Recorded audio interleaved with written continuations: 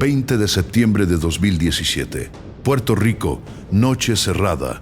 El huracán María había tardado menos de 12 horas en cruzar la isla de lado a lado. Cuando el ojo entró por el sureste, los vientos sostenidos superaban los 250 kilómetros por hora.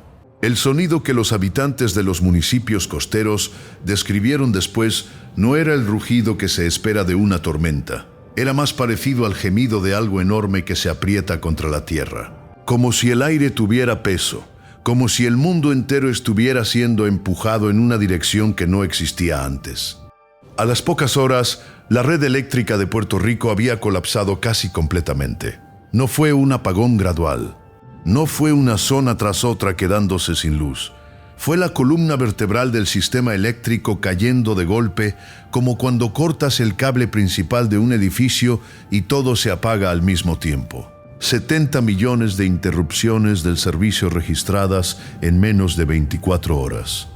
La isla quedó a oscuras y entonces empezó la parte de la historia que nadie quería contar, porque el viento de María mató a algunas personas esa noche, a las que estaban en los techos cuando cayeron, a las que intentaron cruzar ríos desbordados, a las que la tormenta atrapó en el lugar equivocado en el momento equivocado. Pero el viento de María no mató a casi 3,000 personas. La oscuridad que vino después, sí, un año después del huracán, la cifra oficial de muertos era 64. 64. Como si el desastre hubiera terminado la mañana del 21 de septiembre, cuando el cielo aclaró. La cifra real era 2.975. Esta es la historia de la diferencia entre esos dos números. Para entender por qué 64 y 2.975 son dos cifras que no pueden coexistir en la misma historia. Primero hay que entender lo que era Puerto Rico antes de que María llegara. La isla no era un territorio frágil por accidente, era frágil por decisión. Durante décadas, la infraestructura eléctrica de Puerto Rico había sido objeto de un debate que nunca terminó de convertirse en acción. La red de distribución era vieja. Muchos de sus componentes habían superado su vida útil. Los cables aéreos, vulnerables a cualquier viento fuerte y mucho más a un huracán categoría 4, seguían siendo la norma en casi toda la isla. La empresa pública que gestionaba el sistema llevaba años en déficit. Los planes de modernización existían en documentos que nadie había ejecutado con la urgencia que la situación requería. Puerto Rico llegó a María con una red eléctrica que era en muchos sentidos la más vulnerable de todo el Caribe. Eso importa porque cuando María destruyó esa red, no destruyó solo la comodidad de encender una luz. Destruyó el sistema de soporte vital de toda una sociedad moderna. Los hospitales dependen de electricidad para los respiradores, para los quirófanos, para los monitores, para los ascensores que mueven a los pacientes, para los frigoríficos que conservan los hemoderivados, para los sistemas de comunicación interna. Los centros de diálisis dependen de electricidad para las máquinas que hacen el trabajo que los riñones de sus pacientes no pueden hacer por sí solos. Las farmacias dependen de electricidad para refrigerar insulina, vacunas y medicamentos que pierden su eficacia a temperatura ambiente en pocas horas. Los hogares de ancianos dependen de electricidad para los sistemas de llamada de emergencia, para los equipos de oxígeno, para la climatización que mantiene a personas mayores con enfermedades cardíacas fuera del riesgo de un golpe de calor. Todo eso desapareció en Puerto Rico la noche del 20 de septiembre de 2017 y no volvió en días. En muchas zonas no volvió en semanas. En algunos municipios del interior, la electricidad no se restauró completamente hasta casi un año después. Eso es lo que genera la diferencia entre 64 y 2.975. No el viento. La oscuridad que siguió. Esta historia importa hoy porque las costas del Caribe y del Golfo de México siguen teniendo redes eléctricas con exactamente el mismo perfil de vulnerabilidad que tenía Puerto Rico en 2017. Y la temporada de huracanes de 2026 ya está en marcha. La mañana del 21 de septiembre de 2017, cuando el cielo de Puerto Rico aclaró y el viento bajó lo suficiente para que la gente pudiera salir a la calle, lo que encontraron no fue el inicio de la recuperación. Fue el inicio de una supervivencia que nadie tenía claro cuánto iba a durar. Las calles de San Juan estaban llenas de árboles caídos, cables eléctricos en el suelo y escombros de techos que el viento había convertido en proyectiles. Los semáforos no funcionaban. Las gasolineras estaban cerradas porque sin electricidad las bombas no operaban. Los supermercados que habían sobrevivido al huracán intentaban vender con generadores propios mientras durara el combustible. Las colas para comprar gasolina y comida se extendían durante horas bajo un sol caribeño que ese día resultaba especialmente cruel. En los municipios del interior, la situación era peor. Algunos pueblos de la montaña quedaron completamente aislados porque las carreteras estaban cortadas por deslaves. Los residentes no tenían forma de saber cuándo llegaría la ayuda porque los teléfonos no funcionaban. Dependían de lo que tuvieran almacenado y de lo que pudieran intercambiar con los vecinos. Los hospitales funcionaban como podían. El Centro Médico de Puerto Rico, el complejo hospitalario más grande de la isla, operó durante semanas con generadores. El sonido de los motores era constante, como un zumbido de fondo que los médicos y enfermeras aprendieron a ignorar porque no podían permitirse que los distrajera. El calor en los pasillos era sofocante.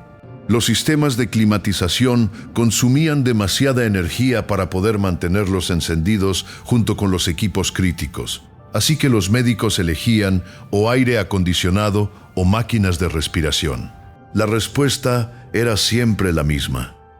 Las máquinas primero. En los centros de diálisis, la situación tenía una urgencia diferente. Los pacientes de diálisis no pueden esperar.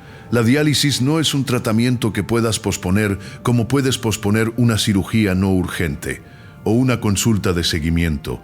Cuando los riñones no funcionan, las toxinas, el potasio, el fósforo, el nitrógeno se acumulan en la sangre con una velocidad que depende del estado de cada paciente, pero que en todos los casos termina siendo letal si el tratamiento no ocurre. 3 sesiones por semana, 4 horas cada una. Eso es lo que mantiene vivo a alguien con insuficiencia renal crónica.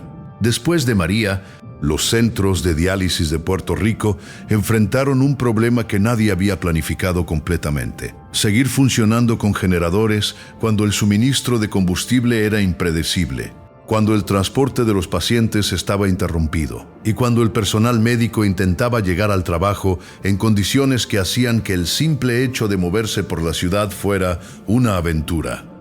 Algunos centros redujeron la duración de las sesiones, otros espaciaron los tratamientos, otros tuvieron que cerrar temporalmente porque no tenían combustible para mantener los generadores.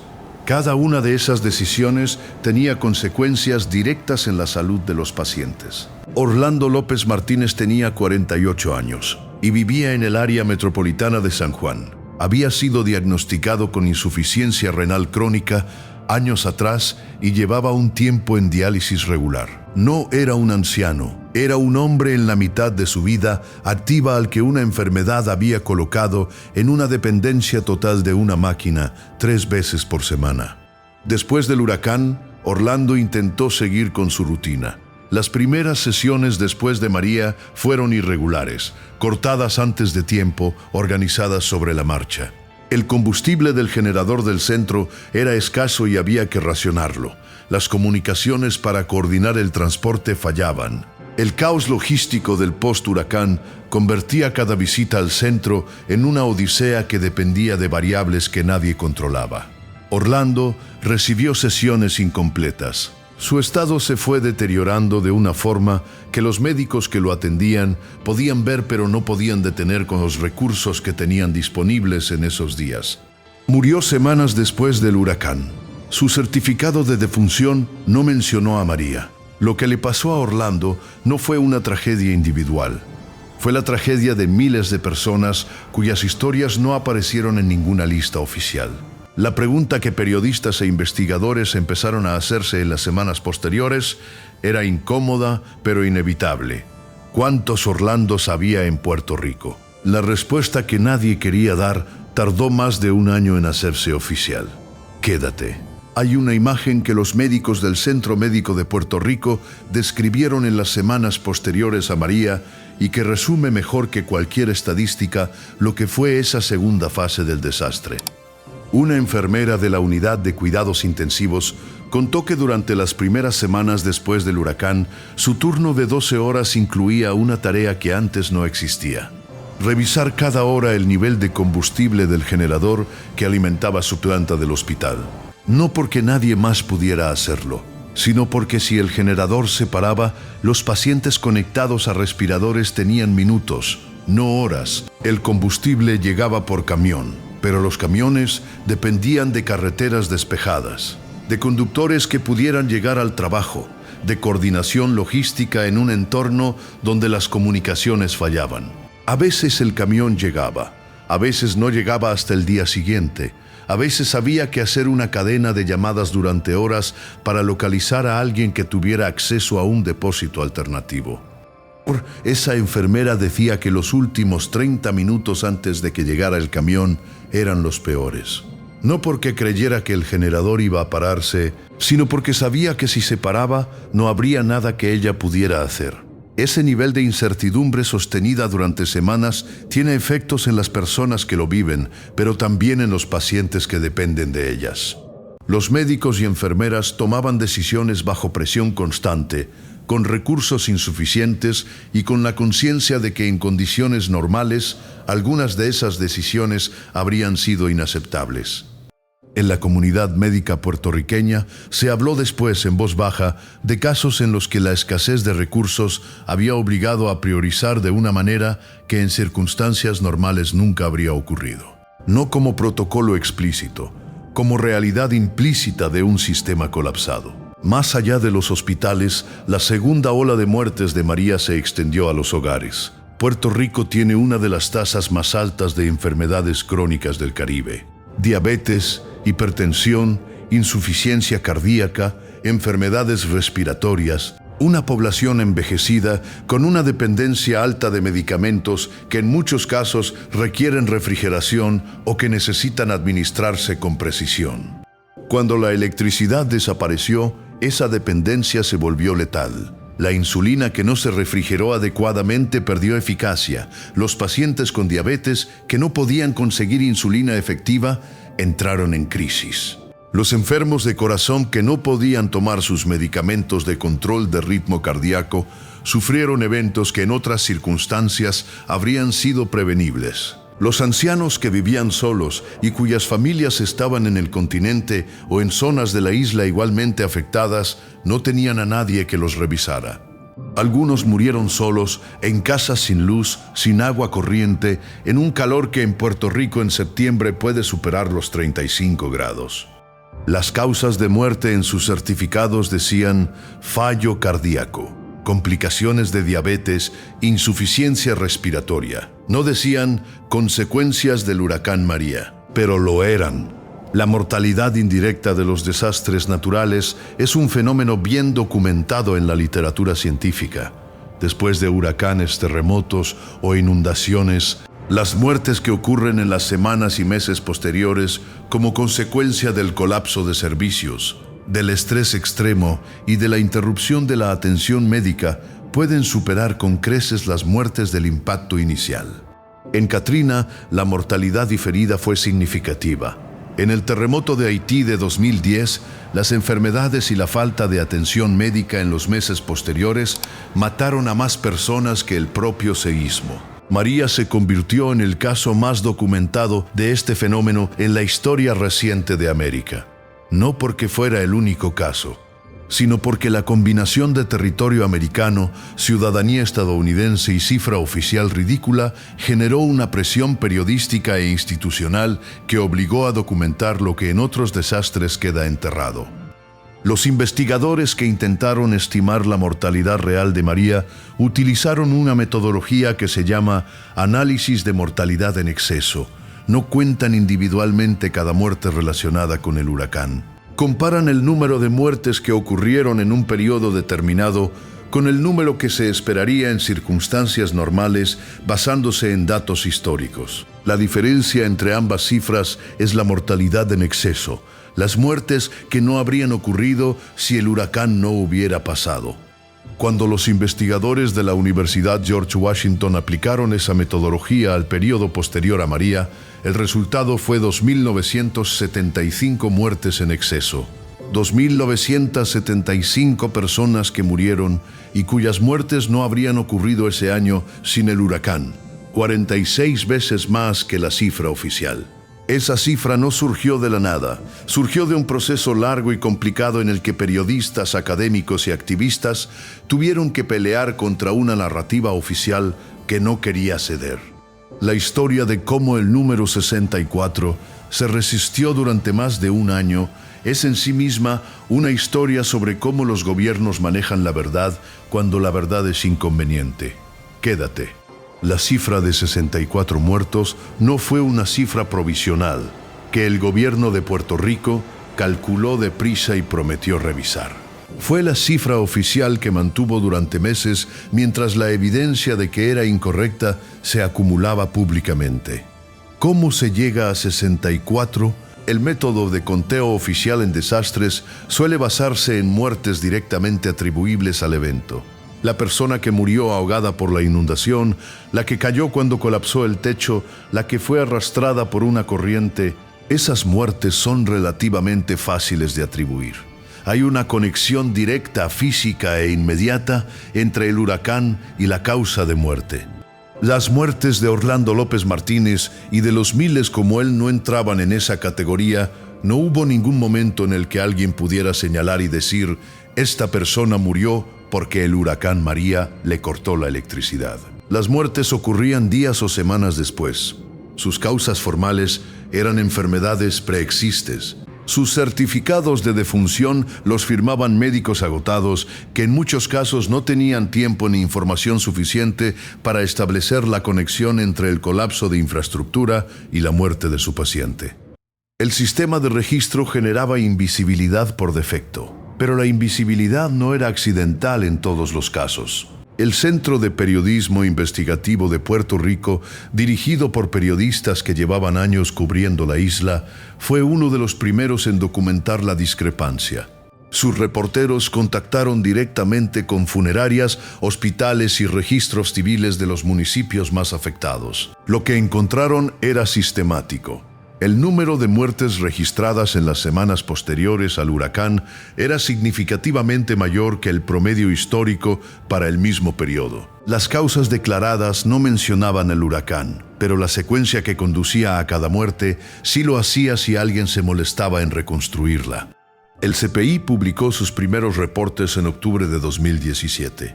El gobierno de Puerto Rico no revisó la cifra oficial. El New York Times publicó su propio análisis en diciembre de 2017.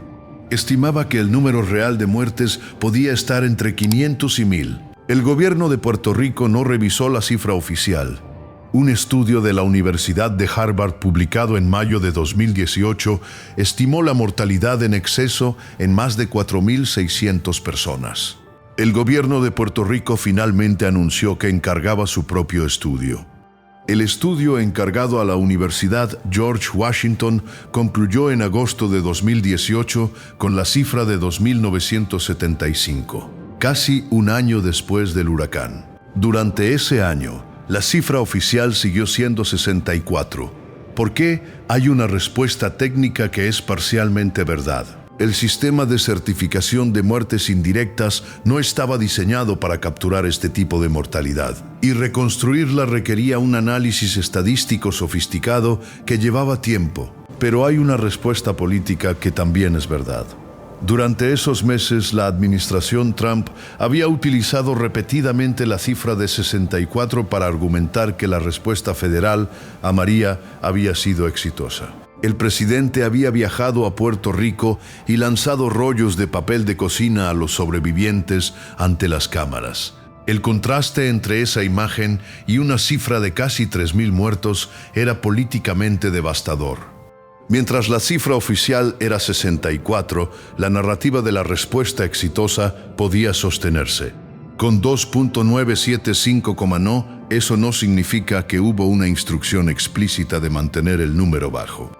Significa que en el sistema de incentivos en el que operaban los funcionarios responsables de la cifra oficial, revisar el número al alza no tenía ninguna recompensa y tenía consecuencias políticas enormes. El resultado fue que miles de familias pasaron meses sabiendo que sus muertos no contaban, sabiendo que el papel oficial decía que sus padres, sus maridos, sus hermanas habían muerto de insuficiencia cardíaca o de diabetes, mientras ellos sabían que lo que les había matado era que el generador del hospital se había quedado sin combustible. ¿Crees que fue un error de sistema o fue una decisión política? Dímelo en los comentarios. Esta es la parte que casi ningún documental sobre María ha contado con la honestidad que merece. El 28 de agosto de 2018, el gobernador de Puerto Rico, Ricardo Rosselló, anunció que el gobierno aceptaba el resultado del estudio de la Universidad George Washington. La cifra oficial de muertos por el huracán María pasó ese día de 64 a 2.975. Fue un momento que las familias de las víctimas llevaban casi un año esperando. No porque el número cambiara lo que habían vivido, sino porque la diferencia entre estar contado y no estar contado tiene una dimensión que va más allá de la estadística. Orlando López Martínez no estuvo en la cifra oficial durante casi un año. Su familia sabía lo que había pasado. Los médicos que lo atendieron sabían lo que había pasado, pero el documento oficial del gobierno decía que había muerto de complicaciones renales, no de un huracán. No de una falla de infraestructura, no de un sistema de respuesta que no llegó a tiempo, de complicaciones renales. Cuando la cifra cambió, esa corrección no devolvió a Orlando, pero sí devolvió algo a su familia, la posibilidad de que lo que les había pasado existiera oficialmente. La revisión de la cifra desencadenó una discusión que en Puerto Rico todavía no ha terminado. ¿Quién es responsable de las 2.975 muertes? La pregunta no tiene una respuesta simple porque la cadena de causas es larga y tiene eslabones en muchos lugares distintos. La red eléctrica era frágil porque décadas de decisiones de inversión insuficiente la habían dejado en ese estado. Eso involucra al gobierno de Puerto Rico, a los gobiernos federales que supervisaron la isla durante ese tiempo y a la empresa pública que gestionó el sistema. La respuesta fue lenta porque la logística de llevar suministros a una isla caribeña después de un huracán categoría 4 es genuinamente difícil. Pero también porque las decisiones de priorización y coordinación en los primeros días fueron deficientes. Eso involucra a la Administración Federal, a FEMA y al gobierno territorial. La cifra fue incorrecta durante un año, porque el sistema de registro no estaba diseñado para capturar mortalidad indirecta y porque los incentivos políticos no favorecían la revisión. Eso involucra a los funcionarios que decidieron usar 64 como cifra definitiva en lugar de provisional. Cuando tienes una cadena de responsabilidades tan larga y tan distribuida, es fácil que nadie acabe siendo realmente responsable. Y eso es exactamente lo que pasó. Nadie fue procesado por las muertes de María. Ningún funcionario perdió su cargo por haber mantenido la cifra de 64 durante un año. Ninguna empresa fue sancionada por el estado de la red eléctrica. Ningún protocolo de respuesta fue reformado de forma que hiciera imposible una repetición. El huracán Fiona golpeó Puerto Rico en septiembre de 2022. La red eléctrica colapsó de nuevo. La isla quedó a oscuras de nuevo. Las mismas preguntas sobre hospitales, generadores y pacientes vulnerables volvieron a hacerse de nuevo. Hay algo que los investigadores que estudiaron la mortalidad de María identificaron como el factor más determinante de quién murió y quién sobrevivió en la fase posterior al huracán. No fue la zona geográfica, no fue la distancia al centro del paso del ojo, no fue la calidad de la construcción de las casas, fue el acceso a redes de apoyo social. Las personas que tenían familia cerca, vecinos que las revisaban, comunidades organizadas que distribuían información y recursos sobrevivieron en mayor proporción a la fase de la infraestructura muerta. Las personas que vivían solas, que estaban aisladas, cuyas redes sociales habían sido erosionadas por años de emigración de sus familias al continente, murieron en mayor proporción. Puerto Rico había perdido en las décadas anteriores al huracán más de 100,000 personas en emigración neta hacia el continente. Muchas de las familias que debían haber estado ahí para revisar a un abuelo enfermo o para llevar medicinas a un vecino con diálisis estaban en Orlando o en Nueva York. Esa erosión demográfica previa al huracán fue también parte de la cadena que llevó a 2975. No como causa directa, como contexto que hizo que el golpe llegara a más gente sin red de amortiguación. Hay algo más en la historia de María que ningún número puede capturar completamente, pero que define mejor que cualquier estadística lo que ese año significó para Puerto Rico. La isla que emergió del huracán no era la misma isla que entró en él, no solo por la destrucción física, sino por lo que reveló sobre quién contaba y quién no contaba, sobre cuándo la verdad es políticamente conveniente y cuándo no lo es. Y esa revelación sigue siendo relevante para cualquier lugar del mundo donde la infraestructura sea frágil y la población vulnerable esté contando con que el sistema los sostenga cuando llegue el próximo desastre. La temporada de huracanes de 2026 está en marcha. Las costas del Caribe y del Golfo de México tienen exactamente el mismo perfil de vulnerabilidad que tenía Puerto Rico en septiembre de 2017. Redes eléctricas frágiles, población con alto índice de enfermedades crónicas, dependencia de infraestructura que puede fallar en cascada cuando un huracán mayor interrumpe el sistema principal. En México hay cientos de miles de personas que dependen de diálisis, de oxígeno domiciliario o de medicamentos que requieren refrigeración. Si la electricidad se corta en su municipio durante más de 48 horas después de un huracán, la cadena que los mantiene vivos se rompe. En los estados costeros del Golfo, Tamaulipas, Veracruz, Tabasco, Campeche, Yucatán, Quintana Roo, los sistemas de salud tienen capacidad para funcionar unas horas con generadores. Pero el suministro de combustible después de un huracán mayor puede interrumpirse durante días exactamente como pasó en Puerto Rico. 3 cosas concretas que puedes hacer esta semana. La primera, si tienes un familiar que depende de diálisis, oxígeno o medicamentos refrigerados, pregúntale cuál es su plan de respaldo si la electricidad se corta en su municipio durante 3 días. Si no tiene plan, ayúdalo a construir uno ahora, no cuando llegue el huracán. La segunda, si vives en una zona costera o en una ciudad con riesgo de huracán, identifica el hospital más cercano a tu domicilio que tenga generador con autonomía para más de 72 horas. Esa información está disponible en las secretarías de salud estatales. Si no está disponible, eso ya te dice algo importante. La tercera, habla con las personas mayores de tu familia sobre qué harían si no hay luz durante una semana. ¿Cuánta agua tienen almacenada? ¿Cuánta comida si sus medicamentos están en un lugar fresco? Si tienen forma de comunicarse contigo si los teléfonos dejan de funcionar.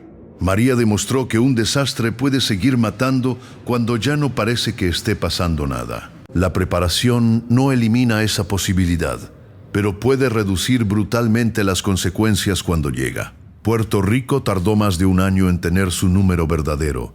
2.975 personas que murieron después del huracán y cuyos nombres tardaron meses en ser reconocidos como parte del desastre. Familias que durante ese año sabían la verdad y vivían con la incomodidad de que el documento oficial les decía que se equivocaban, que el huracán no había matado a su padre, que su madre había muerto de diabetes, no de María. Esa incomodidad tiene nombre en las comunidades que sobreviven a desastres: invisibilización del duelo. Cuando la sociedad no reconoce que la muerte de alguien fue parte de un desastre colectivo, la familia que perdió a ese alguien se queda sola con su pérdida de una forma que no debería ocurrir.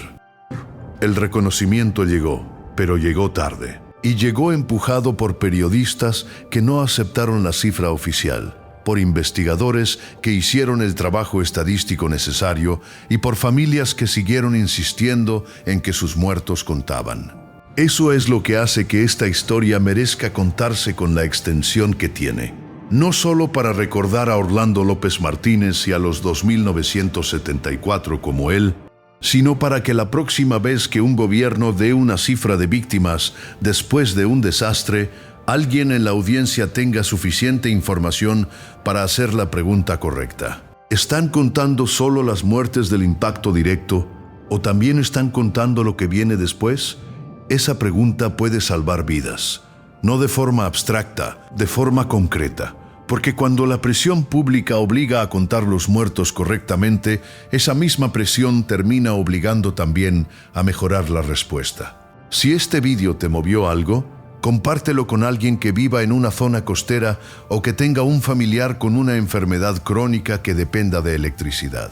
No para asustarlos, para que tengan la información que María demostró que importa.